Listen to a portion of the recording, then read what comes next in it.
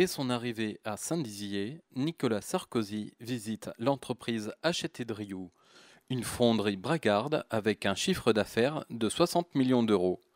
L'entreprise vient d'ailleurs de se moderniser en construisant une nouvelle fonderie de 12 millions d'euros. Grande fierté, un très grand plaisir que nous avons eu l'honneur de recevoir le président de la République dans notre entreprise. Le président a été très attentif à nos fabrications, à ce que nous faisions. Et ensuite, il a eu l'occasion de prendre un petit peu un bain de foule avec la base. Et il n'a pas hésité à rencontrer de nombreux collaborateurs vers lesquels il est allé, auxquels il a parlé.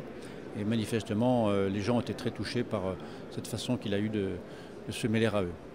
La visite de Nicolas Sarkozy se poursuit par un discours devant un parterre de 1500 personnes et il lance son projet de réforme des collectivités territoriales. Le premier pilier de la réforme sera la création du conseiller territorial. Un seul élu qui siégera au département et à la région. Un seul, chargé de son département et de sa région. Et avec le solide bon sens qui caractérise les élus locaux, le conseiller territorial sera mieux à même d'organiser l'action de ces deux collectivités. Non pas sur le mode de la concurrence, enfin, mais sur le mode de la complémentarité. Il connaîtra, le conseiller territorial, le mode de fonctionnement des deux structures et les conditions techniques et financières de leur intervention. Les dépenses redondantes, les actions rivales seront supprimées. Les projets cohérents, les économies d'échelle, les complémentarités systématiquement recherchées. Le conseil territorial, ce sera un élu légitime, responsable, chargé de représenter un territoire. Ce n'est ni la mort des régions, ni celle des départements, c'est l'émergence d'un pôle région-département doté d'un élu commun. La création du conseil territorial va réduire de moitié le nombre d'élus locaux dans les régions et les départements. De 6 000, nous allons passer à 3 000, puisque ce sont les mêmes qui exerceront les deux fonctions. Aujourd'hui, la Champagne-Ardenne compte 195 conseillers généraux et régionaux. Ils ne seront plus que 98 en 2014.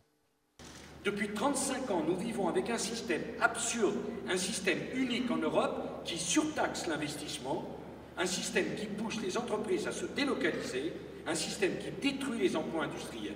La taxe professionnelle sera donc supprimée, 6 milliards d'euros qui seront durablement rendus à l'investissement, à l'emploi, à la production industrielle, à la compétitivité de nos entreprises. Je le dis au président de l'association des maires, qui est mon ami, les usines ça se délocalise, les communes non, les collectivités territoriales non. Je le dis aux élus qui sont ici, réfléchissez. Le jour où toutes les usines, où toutes les entreprises auront quitté notre territoire pour aller produire ailleurs, quelle sera la base de votre taxe professionnelle? Quelle sera la recette de votre taxe professionnelle? Ne croyez pas, mesdames et messieurs, que le choix est entre garder ce que vous avez et la réforme que nous proposons. Parce que le mouvement inéluctable de délocalisation, si on continue comme cela, fera que la taxe professionnelle, vous la garderez, qu'elle deviendra un impôt virtuel parce qu'elle ne s'appliquera plus à aucune usine sur le territoire français. Tant que je serai président de la République, je me battrai pour que la France reste une terre de production, de création de richesses, avec des usines et avec des emplois pour vos enfants et pour vous-même. Cette visite présidentielle marquera Saint-Dizier avec la suppression de la taxe professionnelle et la création des conseillers territoriaux. Que pensent nos élus de ces réformes ? C'est une évolution nécessaire. Je crois que les collectivités doivent se moderniser, on doit rester compétitif d'un point de vue économique. Et nous, collectivités, que ce soit conseil général ou conseil régional, on doit se moderniser. Depuis 20 ou 30 ans, on n'arrête pas d'avoir des délocalisations, des entreprises qui partent. On avait un impôt, la taxe professionnelle, qui taxait les entreprises qui investissent en France. Moi, je préfère que les entreprises, elles investissent chez nous. Et donc, je préfère qu'on arrête avec cette taxe professionnelle qui était basée sur l'investissement.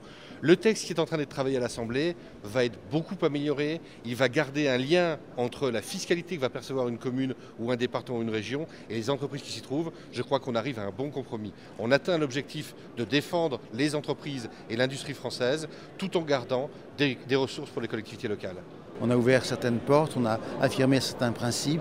il y a des acquis conceptuels, si je puis dire. Il y a encore des problèmes à régler sur les montants de la valeur ajoutée par rapport à d'autres recettes, sur la répartition de cette valeur ajoutée entre les départements, les régions, les intercommunalités. Il y a encore beaucoup de travail à faire.